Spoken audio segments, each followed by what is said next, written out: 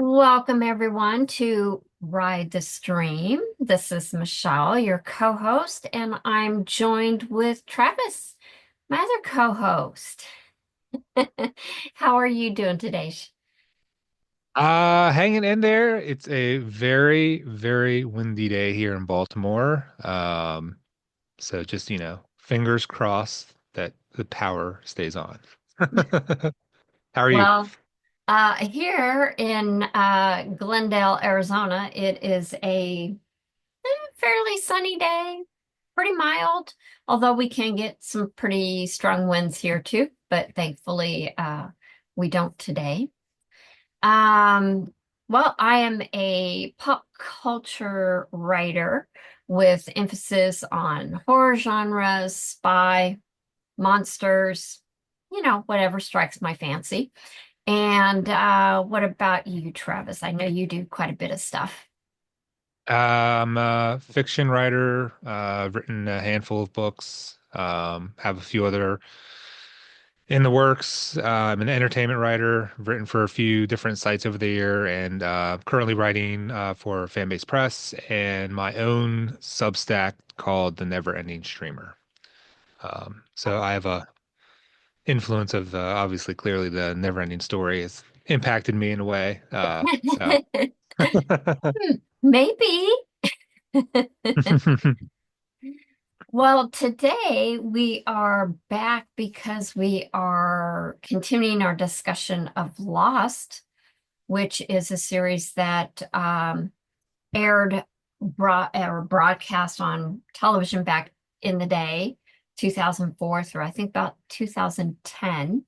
Yep. Um, and unlike you, Travis, I didn't watch it at that time. I come into this not knowing much of anything other than a group of people that are stranded on an island. I've I think I've watched through episode 21 of the first season, and now, I started watching it and I was like reaching out to you, like, hey, have you watched this? Maybe, you know. Yes, tell me what you think about it. Yeah. And even though we've been looking to discuss the series for a while, um, once you knew about Lost and how many episodes there's 121, we were just kind of like, yeah, why don't we discuss Lost? So we are on episode 8. I am joined here by my ever-present supervisor, that's Cecily, and my other supervisor who obviously likes to sleep on the job, that's Algernon. But yes, so episode 8 is called Confidence Man. It was originally broadcast back on November 10th of 2004. And I think it's always good to kind of mention that. I don't know for you, Travis, but I know sometimes it's good to give a context of when something was broadcast, especially since I think Lost was kind of meant to be contemporary. And so I think that does help with some of the um, socio-political undertones that we see in the show. I Yeah, think it's totally. helpful to give some context there. Um, power outage number one, huh, Travis? Yep, Oh, yapping, and then I realized, hey, Travis isn't moving. yeah, it was only out for 30 seconds, so the longest thing is the modem kicking back on, but um so we're gonna hopefully that'll be the only one.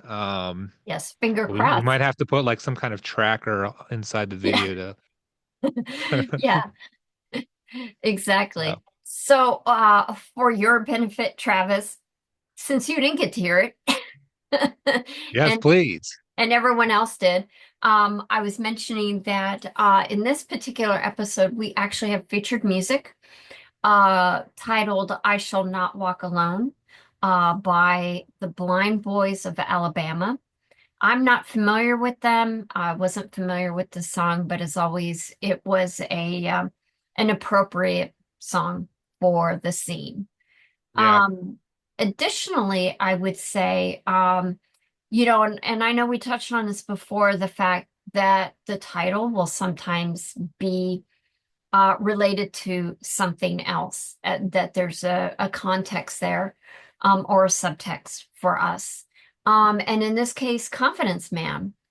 I went and looked and just wanted to, okay, good girl, Cecily. I just wanted to make sure that I knew what it was. It's a con man, obviously, but I dug a little deeper to see was there anything else about it. And I did find out that there's a literary context to it.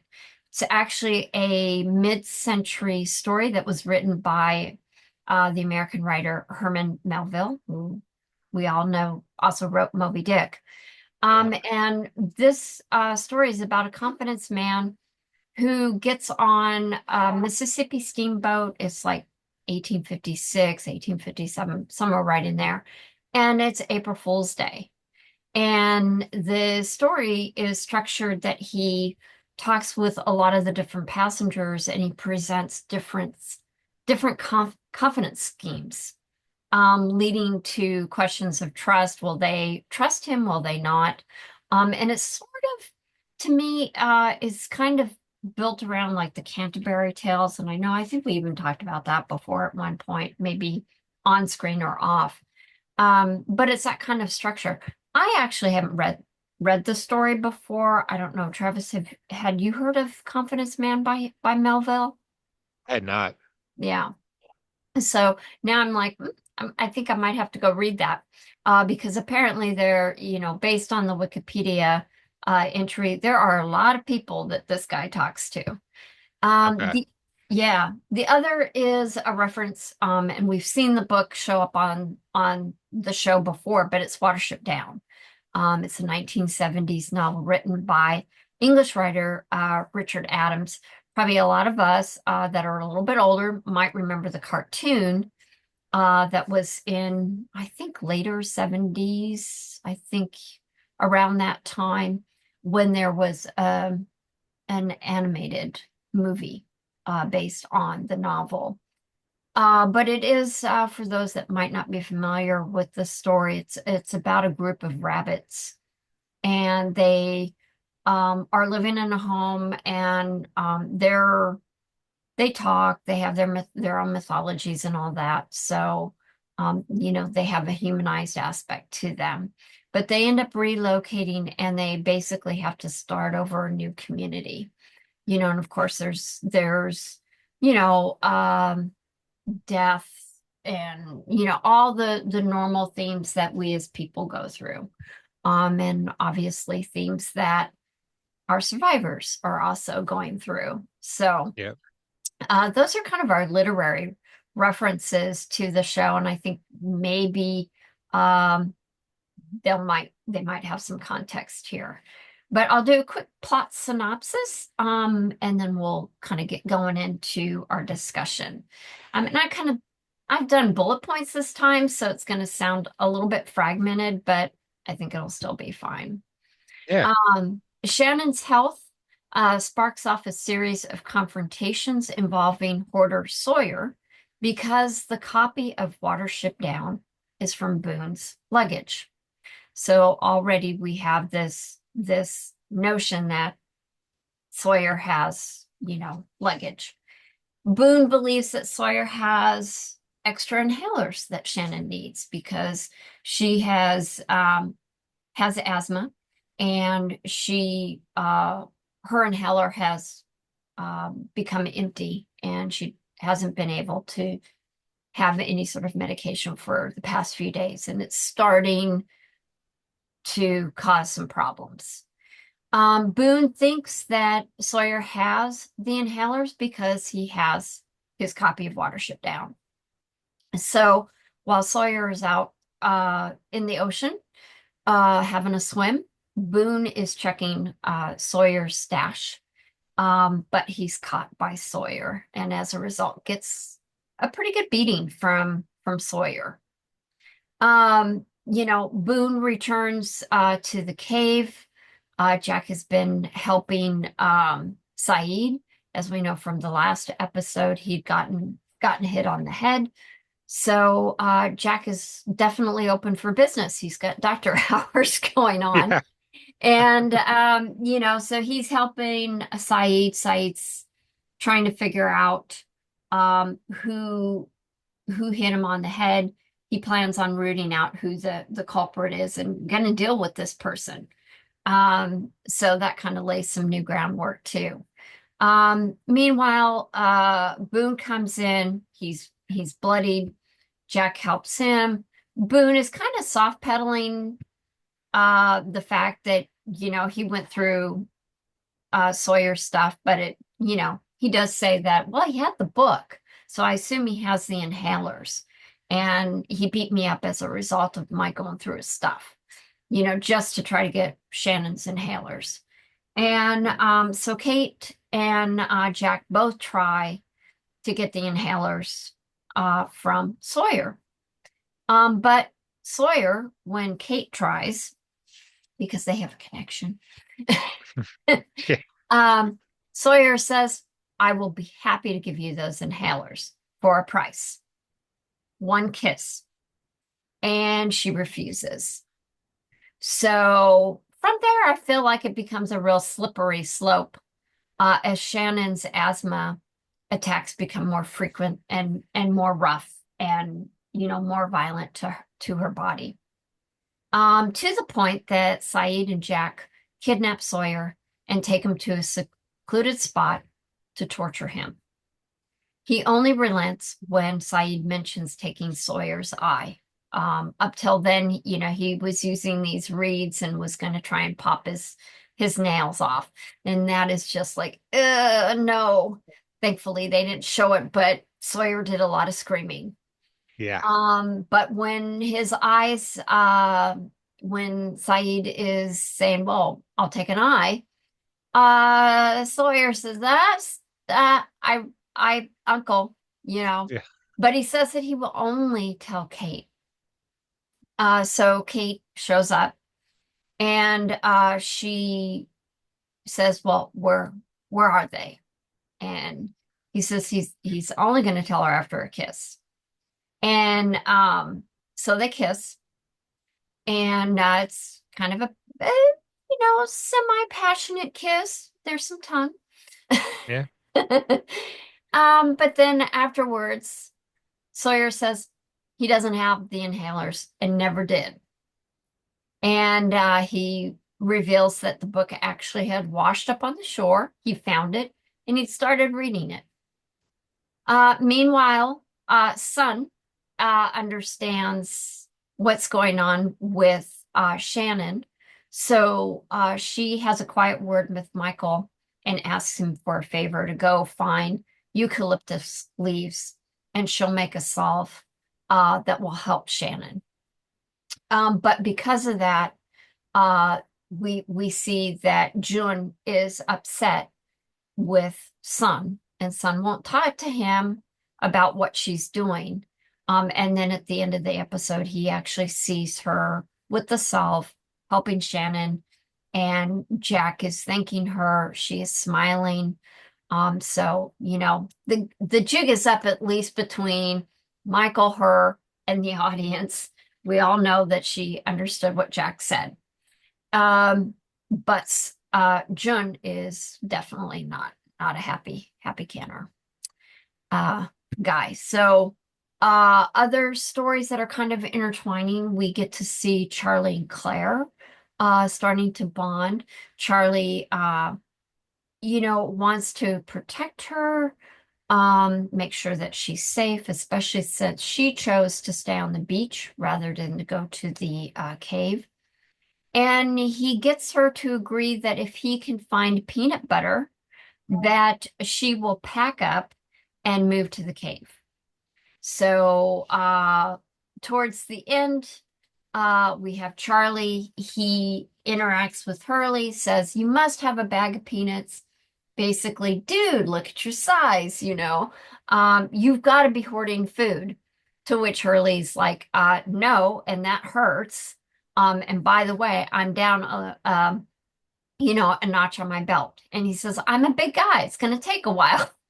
I was like, I like that. That was good humor, good a little bit of relief from this overwhelming stress that is building through the entire episode. But Totally. Charlie has to improvise, and I'll touch back on that because that's towards the end. Oh, actually, I can do it now.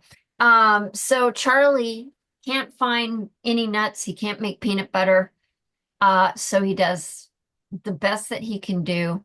He goes to Claire. He sits down and he says, "Oh, he's packing up her stuff." And she kind of wakes up and she's like, "Well, what are you doing?" And he says, "Packing you up, going to the cave." And he says, "I got peanut butter. I hope you like creamy." And she's like ecstatic, pulls out a jar. She's like, "It's empty." And he says, "What? It's not empty." And it's a cute exchange. He pretends that there's peanut butter and he's like just really selling it and says, "You've got to try some." And so then you see she puts her finger into the imaginary peanut butter and partakes with him. And it's a very cute moment. It's very sweet. And I guess she's going to be going to the cave. Meanwhile, Saeed says goodbye to Kate because he feels that he's crossed a line that he swore that he would never cross from his days in the military. And our flashbacks focus on Sawyer's backstory, which reveals that he is a confidence man. He backs out of a deal because he finds out that the couple have um, a little boy, and he refuses to scam them. And he says, the deal's off. The husband's really upset. The wife is, like saying, "Hey, this isn't what we talked about." And to the point that Sawyer just leaves the money and walks out the door. Um, Kate, who Sawyer actually shares the letter with, that he's been reading periodically through the episodes, she reads the story. It's from a little boy who says to a confidence man by the name of Mr. Sawyer that his family, his life has been ruined because of the confidence that he pulled on his parents. And Kate keeps reading the letter over and over. She's also reflecting on Sawyer's behavior towards other. And then she said, "I couldn't figure it out until I looked at the envelope. And on the back of the envelope, it's like Tennessee Centennial or something." And she realizes that that date of the celebration would have put Sawyer at a little boy. And she says, "I know you're the boy that wrote the letter." And he gets, of course, really upset, because she looks at him with pity in her eyes. And he's like, "You don't know me. Get out of here." He just completely shuts down and doesn't say anything more to her. And so she walks off. And then at the end, they play the song. And so we actually get to see a montage of Charlie and Claire some more, Boone and Shannon, who's now feeling better, Sawyer with his letter that he almost burns, and Saeed walking alone away from the survivor camp. And this, I think, is the first time that the music did not come from within something from the episode. So it is extraneous music that's a voiceover, I'm going to say, or music overloop Yeah. or something. Rather than coming from like Hurley's Walkman, which is probably, given up the ghost battery wise. So, it's kind of sad that they weren't able to figure out a way to keep it going, which would have been kind of nice. It would have been a neat thing, but I get it. You can only kind of play that so far. But I guess, um, we'll start out with, since this has been, your umpteenth viewing. Yeah. Did you pick up on anything that you hadn't picked up on before, or did you feel differently rewatching it from the times before that you've seen it? Um, Anything Uh, surprise you? um, m- I feel like my feelings with this episode, because it's easy to forget about this episode because it's so like visceral with what's happening and um because there's clearly a line that gets crossed with attacking Sawyer and then torturing him.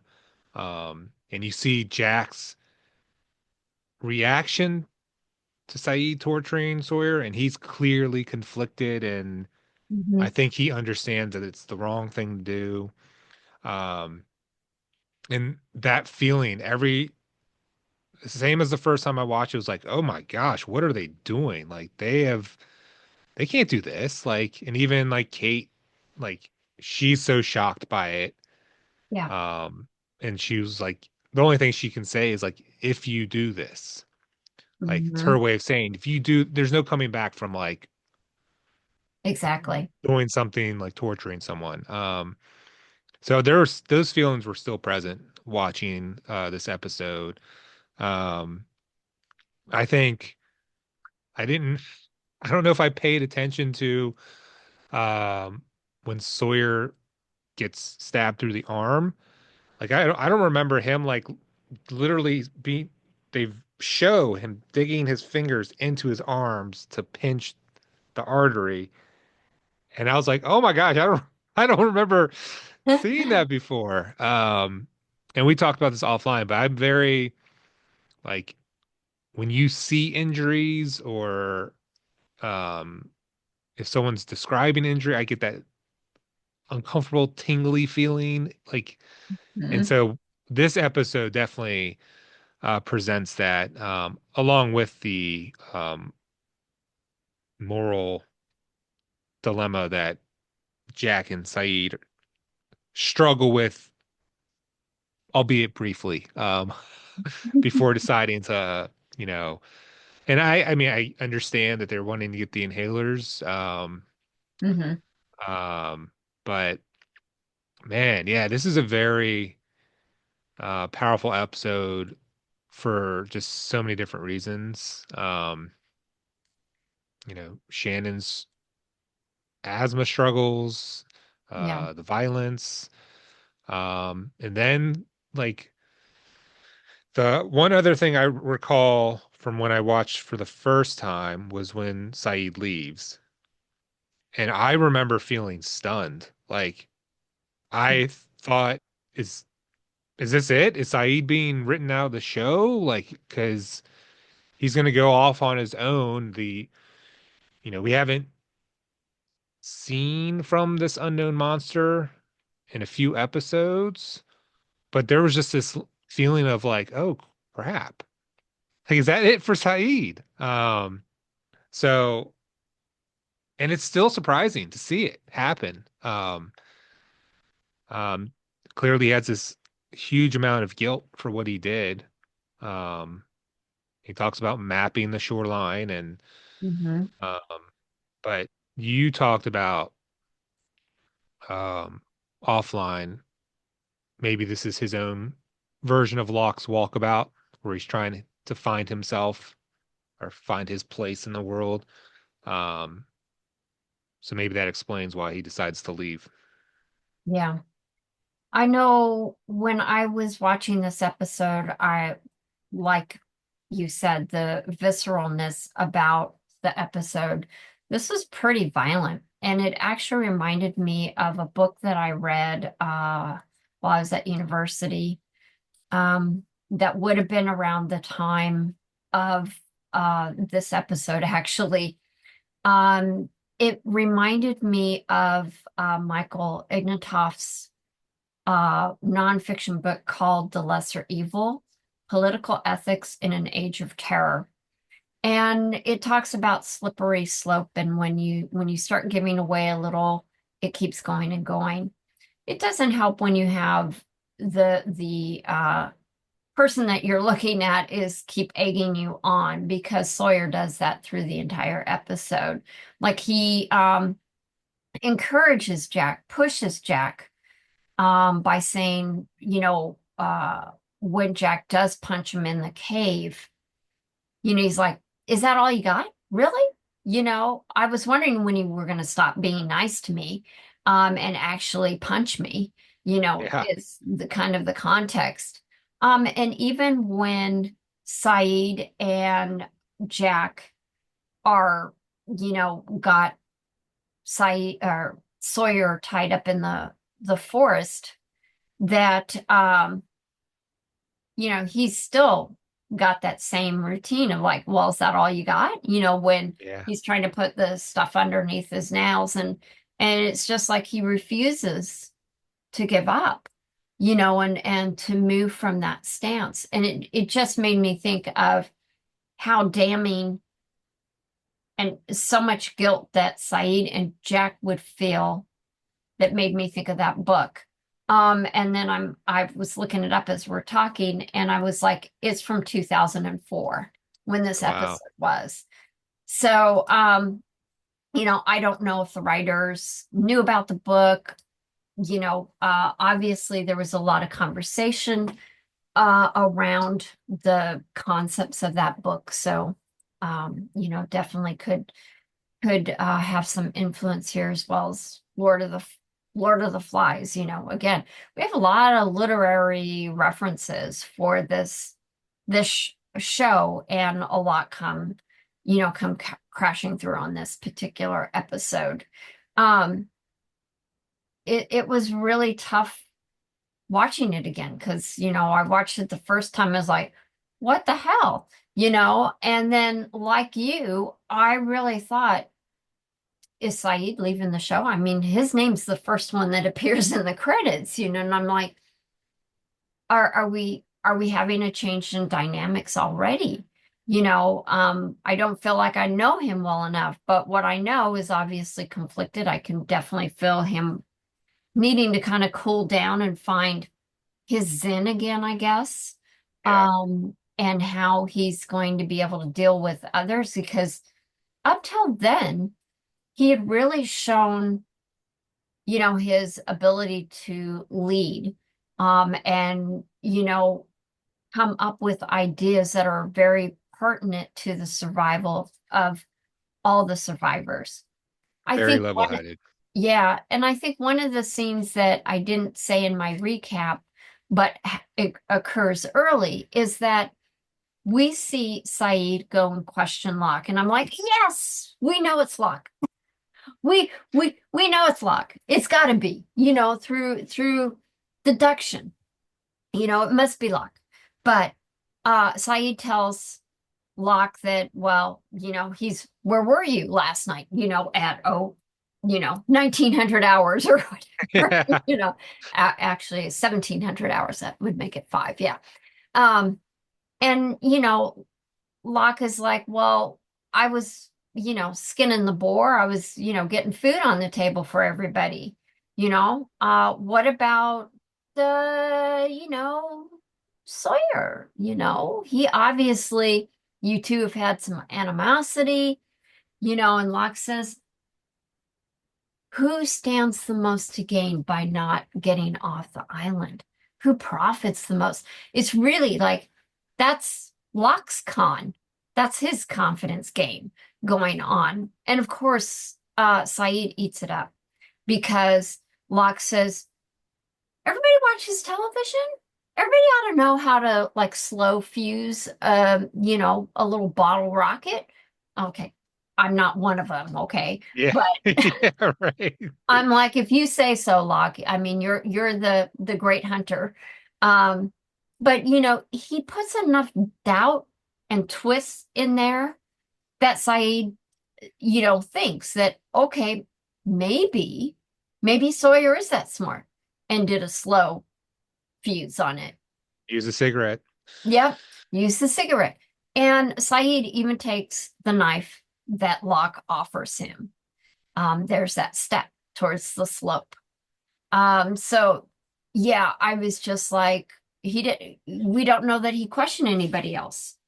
I think he just took it, and we do see later on that, I mean, he definitely took the bait and the scheme, because when Kate comes out and says that Sawyer said he doesn't have the inhalers, she believes him Yeah. because he doesn't have anything to gain by lying to her. I mean, because she gave him the kiss, you know, even though it was under false pretenses, but you know, he, he didn't have anything to gain by telling her, well, I don't have them, and she believed him, but Saeed did not. And he was ready to go in and kill Sawyer, just really wail into And him. he even And he says did. then that like Sawyer's the one that attacked him, Yep. Yep. He's and sure of Jack's it. I think trying to like no no no no hold on, let us think, and Saeed's just like nope. Nope, he's off. And and yeah, and the fact that it came down to Saeed stabbing him in the arm and pinning him into the ground, is again reminiscent. I think one of the characters in Lord of the Flies gets pinned down on the ground, something like that, or with stakes and rope or something. But I do recall there's some sort of scene in the book. And I just was like, that was just horrific to see that, and to see characters that you're starting to like. And even though it's Sawyer, I mean, and you don't know that he was the little boy in the letter yet, you still was like, that's another human being. What are you doing? What are you Yeah. doing? You know, this was a tough episode too. Yeah. This, where other ones might be a little more subtle and, and disturbing, this one was visually disturbing. So, Yeah. And even like thinking about Sawyer's tale, like his flashbacks involve him being the confidence man, and just seeing like him being slimy, it's all a game, he's just trying to con her for money, and so that's not an easy scenario to walk through and watch. yeah, And so you add that to all like the physical violence and you know Shannon's medical emergencies, and like so it's a very intense episode. yeah, Um so like those moments of levity, like you mentioned earlier with Hurley, and like it's a what a line. Like when he talks about him going down a notch on his belt, and he's like, I'm a big dude. It's gonna be a while before you want to give me a piggyback ride. Like it's like, whew, like if they didn't add these scenes throughout the show, like I think it might be harder or to remember to breathe at times because you're just like so locked into what you're seeing and it's yeah. so intense. So I think it's a great job that they're able to like balance things out like that.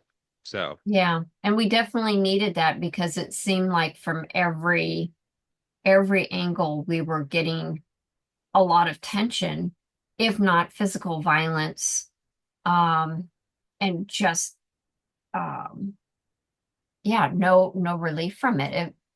It was nice to have like the jar of peanut butter, fake peanut butter, and Hurley with Charlie. It was nice to have some of that because it was few and far between in this episode.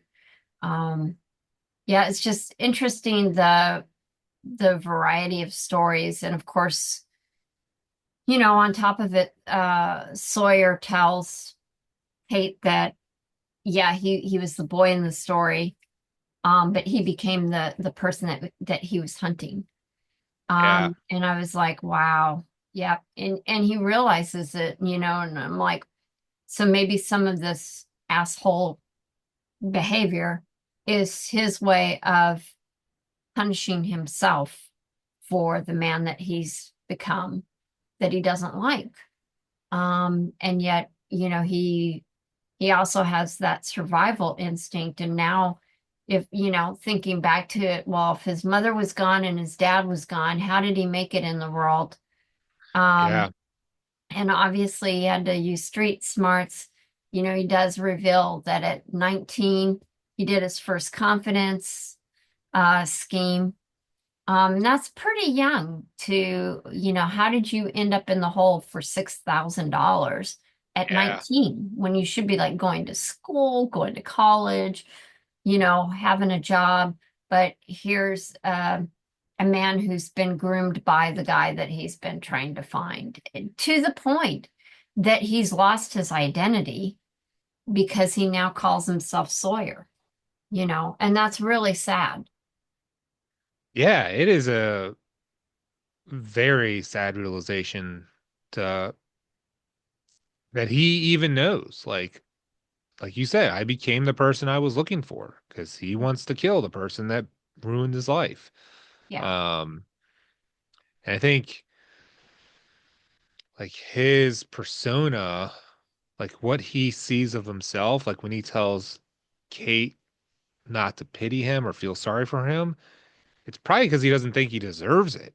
Like, and that's why he, like you said, he does want to be the asshole because he doesn't think he deserves anything better, Yeah. because of what he's done, and Yeah. becoming this confidence man himself. Yeah, and it is sad that he doesn't burn the letter, which is a way of kind of clearing the slate.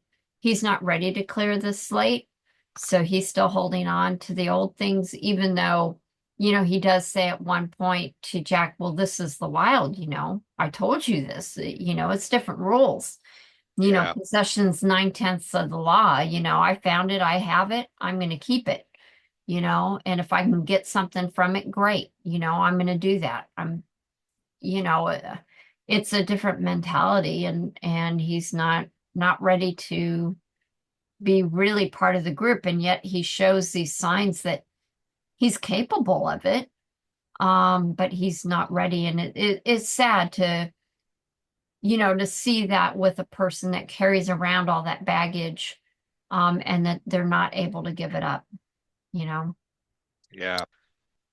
Hmm. Now, I will say that Shannon's scene with the asthma attack was pretty realistic, and you mentioned to me in the green room that you had dealt with asthma and that it was pretty realistic. Can you tell me Yeah. more about that? What that's Um, like? so I think I was diagnosed with asthma when I was 2. I'm a lot, it's a lot better now. Like it's more controlled. Um, but at a young age and probably through my teen years to a degree, like, had some hospital visits, so many doctor's visits, I always carry an inhaler. Um, it freaks me out, if I don't have it. I think I've only forgotten my inhaler once or twice in my life because Mhm.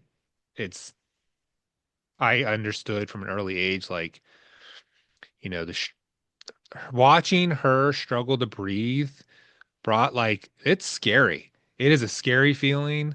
Um, it's hard to wrap your brain around finding relief when you know if the medicine's not working, because sometimes you can get medicine and it doesn't help, or not at least uh, as much as you want it, and then you have to do more medicine than you're supposed to do technically. But one of the things I found interesting was Jack's approach, Yeah, I wherein was wanting to ask you about that. because it made me wonder if that approach would have helped me. Because Mhm. when I was younger and I would have asthma attacks, and the feeling of like your chest is just tightening up so much where you just air is not coming in. But the reaction is to breathe in through your mouth. Um, Especially when you're like sick and you're younger and you have a stuffy nose. Yeah. Um, you know, you're sitting down, you're kind of like leaning to the side, trying to like put yourself in a position where it's like, how do I brace myself enough to get in it, suck in enough air? So having him having when Jack is trying to get her to focus and say, okay, your anxiety's amplifying this, like I need you just to try to focus and breathe through your nose. And it takes her a few seconds before she can calm herself down enough to try to breathe through her nose. And that allows her to get enough air to where she starts getting color back in her face. And I wonder if that technique would have helped me as a kid when I was struggling. And because I remember growing up, you're only supposed to have medicine like every 4 hours. Hmm. Um, and if you needed it sooner than that, then that wasn't a good sign that you were like in a good place. So I remember there being times when it was like an hour and a half or two later, and I started to like feel the tension in my chest come back, and where it was like, oh, I'm starting to struggle, and it's feels like it's going to a bad place quickly, and then having to be taken to the doctor's office or the ER. So this definitely those scenes hit hard because I forgot how scary it was to be in that position, and so when Shannon asks Boone for him not to leave her alone, I totally like empathize with that and felt how she would have felt being so alone in that moment. So Yeah. yeah, definitely realistic. And oof, yeah, hits hard. Yeah. I wondered how, just generally wonder how the actors felt about this episode, and having to portray such hard um, emotions, uh, when you act. I mean, I know you're putting on a mask, but I do think some of that mask can linger. So I'm always kind of like curious how actors are so good that they're able to hopefully be able to take it off and not, have lingering um, impact, influence of those scenes.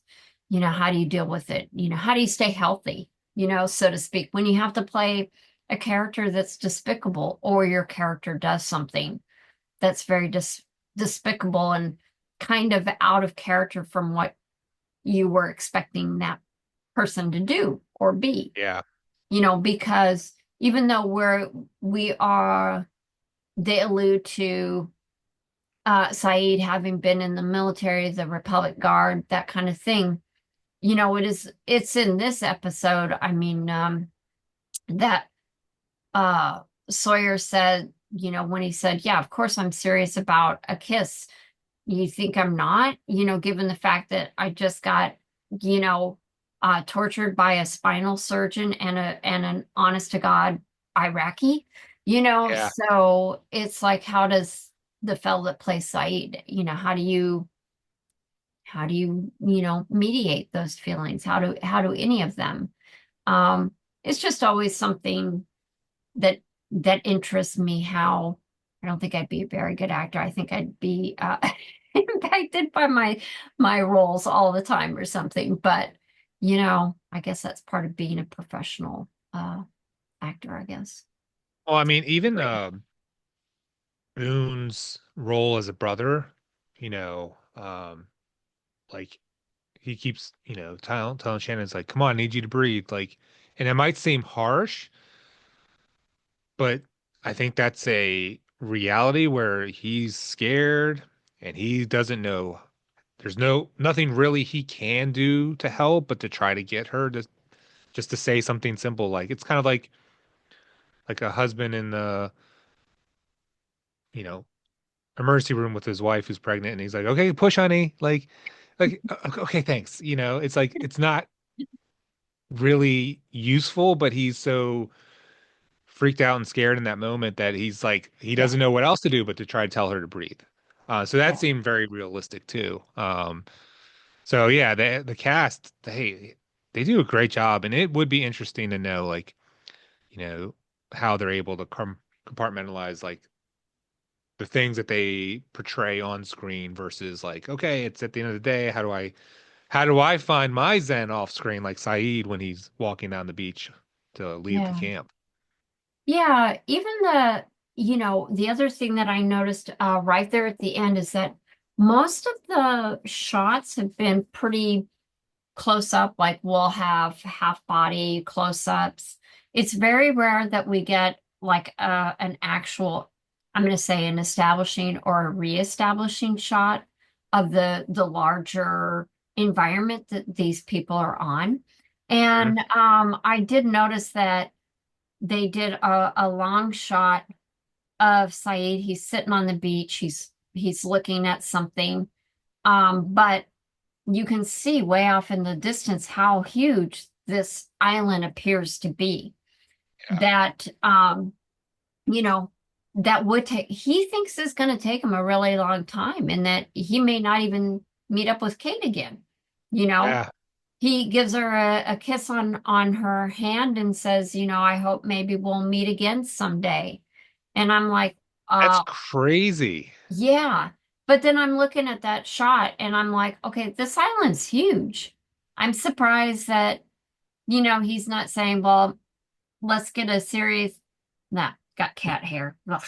Um, keeping it real here, folks. Um, that he hasn't like said, hey, why don't, three of us go out and we'll take, a day or we're going to go out for 2 days. We'll go out, camp, and then we'll come back or something, Yeah. just to try to do a little bit of scouting of the island. And you'd think that maybe they'd see more from the mountains, but depending the geography, and we really don't know what they're actually able to see from the mountain. And so I that did kind of strike me that, wow, this could take him a really, really long time based on that shot. And just the way he phrased it, I didn't quote it. He says, like, maybe we'll meet again, or I hope we'll meet again. And that Yeah, seems so final. Like, yes, like as if he's not expecting necessarily to come back. And that's why it still feels so shocking to have that moment where you're like, man, is this it for Saeed? Like, yeah. so and what's great is I don't remember what happens in the next episode. That's why I'm taking this slow and I'm just watching it before we, record. Yeah. Um, and so that's why this is so fun. Um, yeah, this was definitely the most intense episode of the season so far. Well, with that said, I think I'll go ahead and turn to our trusty questions that we have so that we're always guaranteed to have a dialogue. Not that we need these, but it's nice to kind of check in and see where we're at on the page. Yeah. So Travis, what was your favorite scene or standout moment from the episode? It's probably a hard, So yeah, so I there are so many scenes. The stark reality of Shannon with the asthma attack where Jack does his Jedi moment, as Hurley says. yes. That's one. Kate reading the letter aloud is another one. But I think because the episode is so intense and, a little scary, for me, I'm gonna focus on the one of the moments that made me smile, but also was so descriptive. I could literally imagine the sensation of peanut butter in my mouth. The way Charlie was like slowly digging his finger into the jar, putting it into his mouth, and kind of slowly sucking on it. And it was like, I could almost taste the peanut butter by the way he was describing it. And it was just so well done, like so believable. Um, and you could see Claire almost imagining what that is tasting like to where she finally does it too. So it's such a great scene. clearly Charlie cares about Claire. He Mhm. even busts Hurley's chops about hoarding food. Like, they're pals. Like, but he goes over the line and like says stupid stuff about Hurley's weight, and but that's clearly an indication of, not that it's right, but clearly an indication of his feelings towards Claire, or at least something that is developing. And the fact that she is willing to move based on extra smooth peanut butter Mhm. kind of says, well, oh, well, does she reciprocate what appears to be feelings that Charlie has? So that's my most interesting. It's a great scene, but also it's the least intense moment of the Mhm. episode, and that's a big part of why I'm picking it. What about you? Oh my gosh. There were so many great scenes. It I usually write this out ahead, kind of pick up my favorite. But it was really hard in this episode to come up to one. Um, and I think I'm gonna go with a quiet scene, and that is the one with Sun. Her quiet strength to go against her husband, to help Shannon because she knows she doesn't need to know English to understand what's going on with Shannon. Yeah. Um, but she is willing to go out on the limb and cure Jun's anger at her because helping somebody else is the right thing to do, Yeah. and the fact that she is there, she is, putting it on her chest. Jack comes over and he smells it. He realizes that, holy shit, we could have done this. This, Yeah. it feels like there's a couple of places in this episode. Well, if Boone had asked Sawyer at any time, hey, where'd you find the book? Hey, that happens to be my copy. But he didn't do that. So Yeah. that was a missed opportunity to find out that Sawyer had found it washed up on the beach. He just happened to see it. Um, there's things like that through the episode that comes to that point of a lack of communication, you know. Tunnel Um, vision. Yep, and that's one that could have been resolved easily enough if Sawyer had just said, "No, I don't have them." The book, yeah, well, I don't know that he knows. He's got to be able to kind of guess that the reason why Boone thinks that he has it is because he thinks that he's gone through his luggage. At some point, I would think that would come out before, it ramps up to the degree of torture towards the end of the episode. Yeah. But I would say that's probably my favorite scene. It's quiet. It also shows some deeper changes that are happening for Sun, that she is going to be her own person, that she's not identified by someone else, and that history. And I think that there are other characters that need to come to terms with that too. Sawyer being one of them that we got to see. Um, Yeah. And Sun kind of, I know she already told Michael before that she speaks English, but not now coming to him again, kind of relying on him mhm, to help her, um, kind of says a lot too about where she is, and how she's moving forward. yeah, Whether or not that's with Jin or not, still to be determined, but yeah, it's a big deal. exactly. So with that, um, who is your most interesting character from the episode? Oh, um, man, I know this is Sawyer's episode, but sometimes it's really hard to want to pick him because he can be such an ass. Um, And and like isn't it you, funny that we kind of like people that just kind of say it, like they say the things that we'd like to be able to say sometimes. I know maybe not, but you know, to a degree, like when he tells Kate to like shut up, like earlier in the episode, and she's taken aback by it, it's like, man, he's like, I know some people don't think that's a big deal, but I feel like when you tell someone to shut up, you're telling that person how you feel about them. yeah. Um, so I think understanding how Sawyer became the person he is important, even though it doesn't excuse his, you know, monstrous behavior towards everyone else. Yeah. So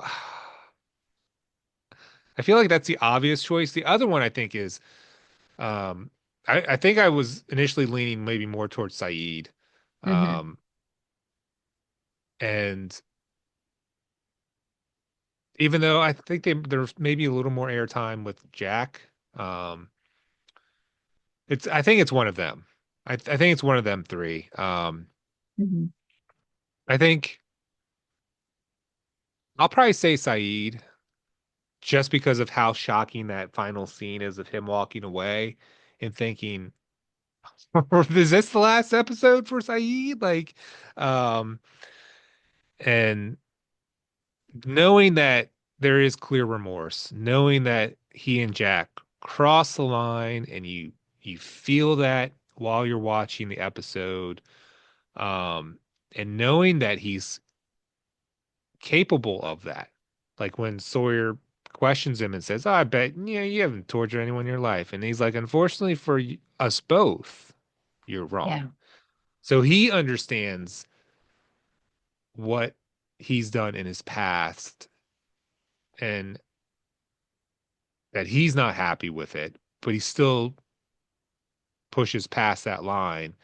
And to know at the end, you can tell that he is, you know, he he can't see himself being a part of the community and the rest of the camp there because he can't trust what him I guess himself with what he just did. Yeah. Um, so it's almost like his penance is to like walk down the beach and make himself useful, I guess, to map the shoreline and see what else is out there. So yeah, I'll say I'll go towards Saeed as my most interesting character in this episode. Hmm. What about you? I think I would tend to agree. I feel that Sawyer is a good choice, but I also feel like, based on last week, I was talking about, the hero's journey and, felt that it needed to be Charlie. Um, for that same kind of measurement, I feel like there's more to Sawyer that's going to have to be dealt with. So while he was great at giving us a lot more in the way of colorful nicknames for people, Yeah. I'm gonna have to keep a running list. But I would lean towards Saeed because he's kind of in a dark place right now. And he needs to sort things out. I'm sure it's probably, I don't know if he truly believes that it was Sawyer that hit him in the back of the head. But he's confused enough that he's questioning whether it's him or not. I mean, I would imagine. But more than anything is the fact that, he did cross a line. How Yeah. helpful can he be to the community? And he's, picking something where he can be alone to sort things out. But then he can still help the community by mapping the island and maybe finding a way off, finding resources, doing things that hasn't come to everybody else yet. He is kind of a forward-thinking person, and has vocalized that in prior episodes. So I guess if somebody was going to strike out, it would be him.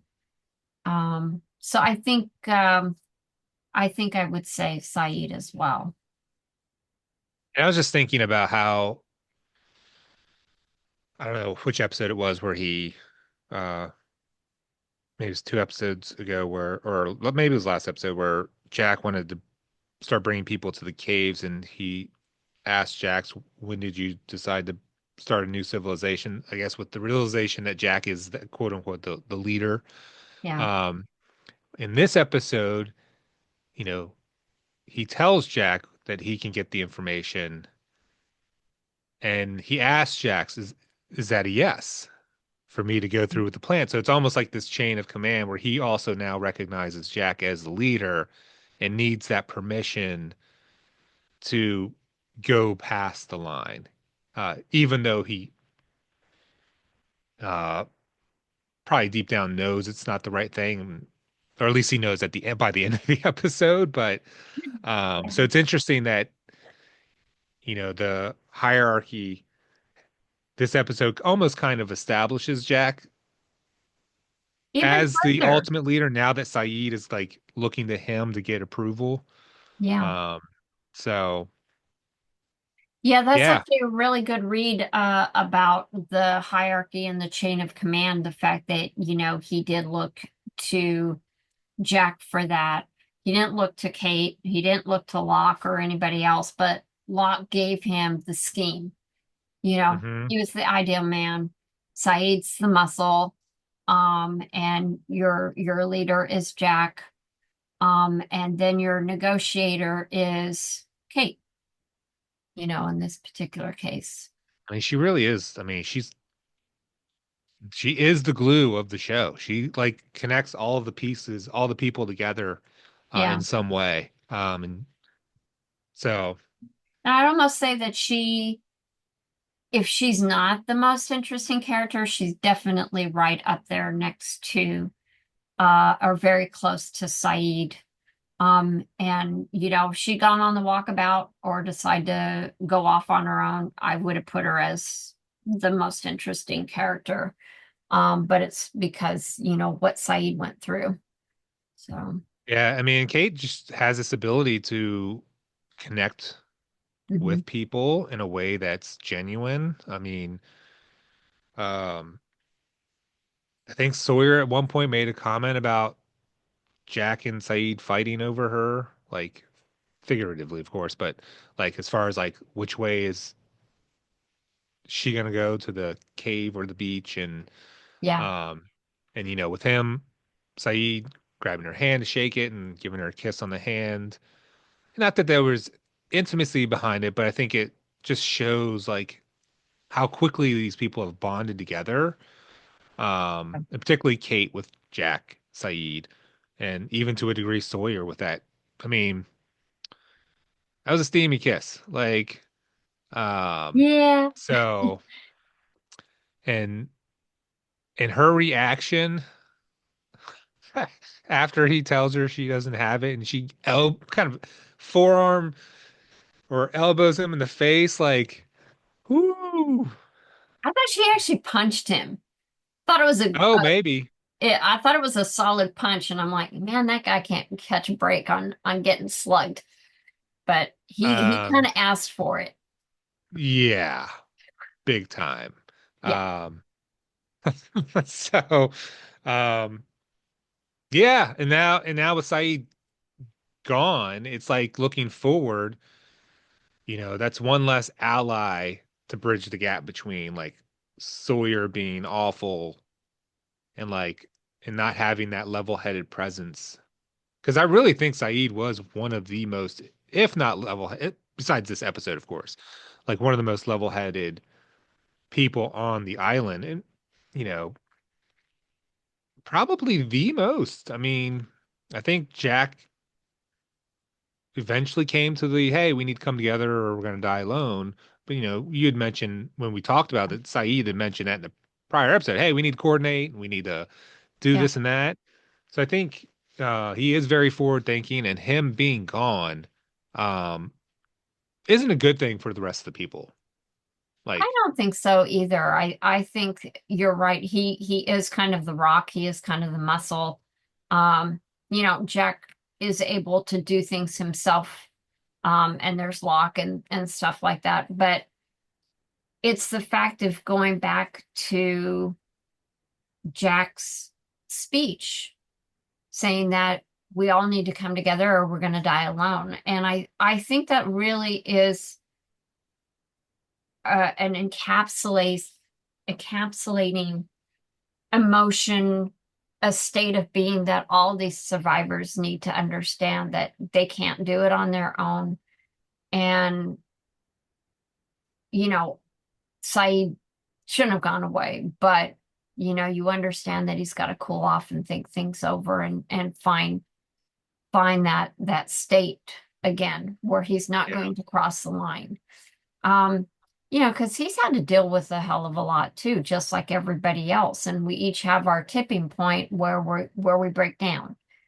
And his hit because, he doesn't like seeing Shannon, having a health issue, like he wouldn't want to see Claire having a health problem or anybody else on the island.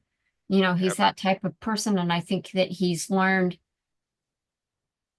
a sense of respect. I mean, uh, he didn't have to culturally, it wouldn't be the expectation that he would put Kate at his level as an equal.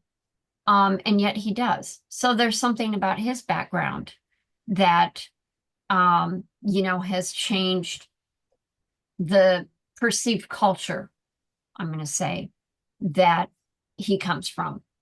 Because that's not true of everyone, but, you know, the the wheel that squeaks the loudest is the one that we hear, right? yeah, So, or that we see.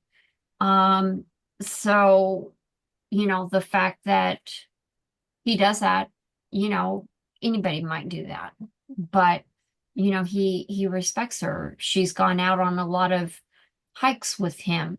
So obviously they've talked. We don't get to be privy to every single conversation. Um, but obviously he cares about her safety, like, he said in the last one.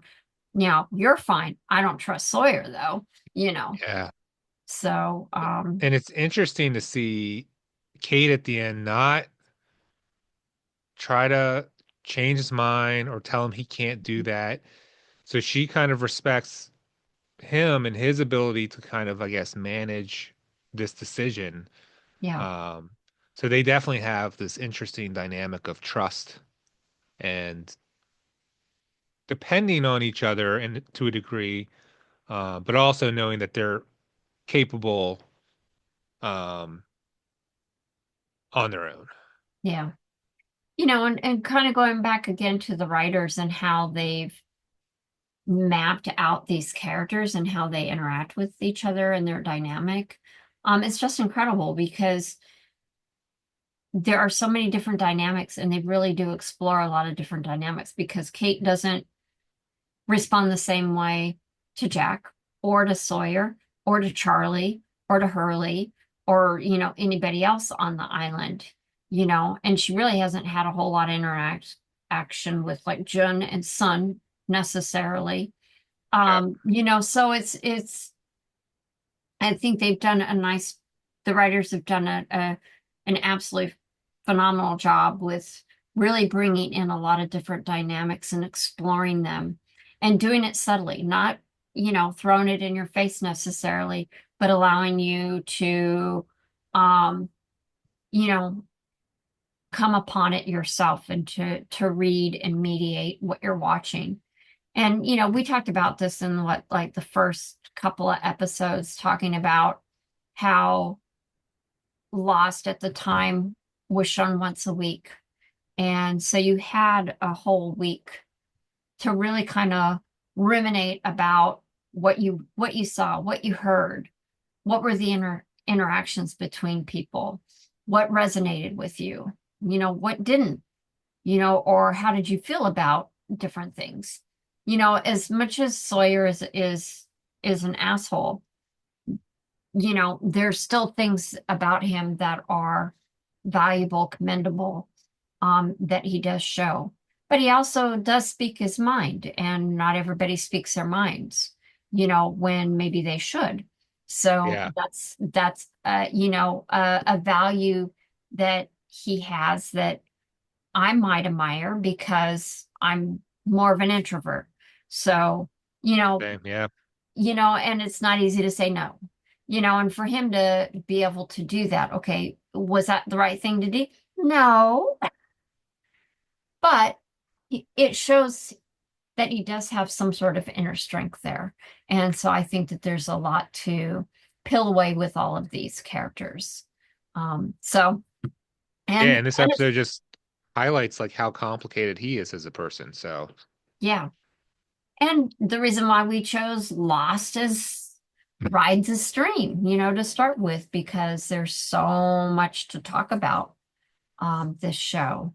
yeah, And, just with, the fact that you're seeing it again for the sixth, seventh time and how new things are brought out, things that you'd forgotten about or maybe chose not to want to remember, like Shannon and the asthma, yeah, and how close to home that hit for you. So I think it's such a neat show to be able to talk about and also bring in other material as well, like the literary. yeah, I knew about the literary connection with like Lord of the Flies because I did read a little bit about that. Um, but I've pretty much tried to stay away from it and basically kind of rely on what I can remember from 2004 and how that might impact. So, but yeah, I think we covered, well, at least from my perspective, I think I got all the points that I think I really wanted to talk about. Was there anything lingering for you that we missed in our conversation? um, don't just looking through my notes. I don't think so. I think we did a good job covering all the breadcrumbs that this episode provided. So I think we've hit a good spot. Okay. Um, well, I guess the only other thing we'll leave off is that Kate did get to see Sawyer naked. We didn't get to see it, Um, but she did. I mean, his I just saw responses, some of the backside, but like, you know, talking about come closer to warm me up. In the previous episode, he said, like, what does Jack do to get her weak in the loins? Like, he's no, so abrasive with the things he he is. says. Um, oh, for everyone who's watching, just want to say thank you. And Yeah, if you want to tell us your favorite moment, favorite character, and you want to leave comments, please do. Just remember, Michelle is the newbie of the bunch, so I am. try not to post any spoiler comments and just be kind with that. And if you do, just do a big bullet point ahead of time, say spoiler on to future season, whatever. Yeah. Yeah, definitely. Always a good reminder. But yeah, definitely engage with us down below. And if you haven't watched Lost before, I definitely recommend it as a newbie, how great it is. And definitely try not to, go into spoiler territory. Watch it new and fresh. Or if you haven't watched it in quite a while, definitely go back and take a look at it. Not to tout Netflix, but they do have the entire series on Netflix. So that is one way that you can go and see it. I'm sure there's lots of other ways. Travis and I just happen to have Netflix, and so we're using that as our platform in our series that we're discussing that's being streamed. So with that, definitely subscribe, engage with us in the comments below. And otherwise, we will see you next week for episode 9 and another enlightening and tantalizing conversation, I'm sure. Always. Thanks, everyone.